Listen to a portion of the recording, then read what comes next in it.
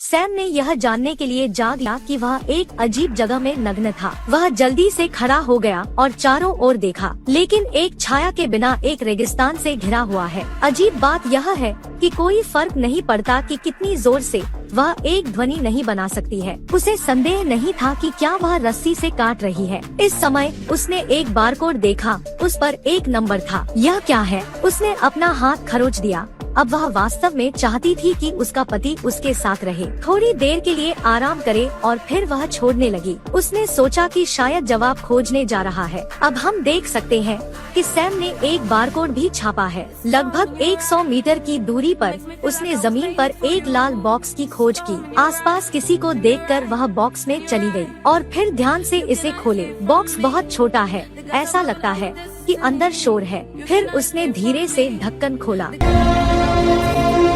यह एक घड़ी निकला। उसने तेजी से देखा कि यह एक चबाने वाला मजाक था और वह धीरे धीरे नाराज हो गई। वह खड़ी हो गई और यह दिखाने के लिए कड़ी मेहनत की कि वह अब मजाक नहीं करना चाहती थी, लेकिन लंबे समय तक लहराते हुए कुछ भी नहीं दिखाई देता है। बाद में वह जमीन पर बैठ गई और अब कहीं नहीं गई। देखे कि लोग क्या कर सकते हैं। जैसा कि अपेक्षित था, यह प्रभावी है। एक नग्न आदमी दूर नहीं दिखाई दिया। उसने उसकी धमकी दी। उसने जल्दी से उसका अभिवादन किया, लेकिन वह अभी भी डर गई थी और वापस आ गई थी। पीटर को पता था कि उसकी उपस्थिति ने उसे धमकी दी है, इसलिए उसने स्वर्ग की कसम खाई। शरारती टिल्ड, मैं चाहता हूँ कि वह ऊपर देखे और देखे। उसे पता चला कि पीटर के पास एक बारकोड भी था। यह सोचकर कि वह पीड़ित भी था। उनके अनुसार वह आकाश की ओर देखती थी। जब वह देख रही थी तो वह गूंगा हो गया था। आकाश में 2 चंद्रमा है, नहीं 3 सही है। उन दोनों को समझ में आया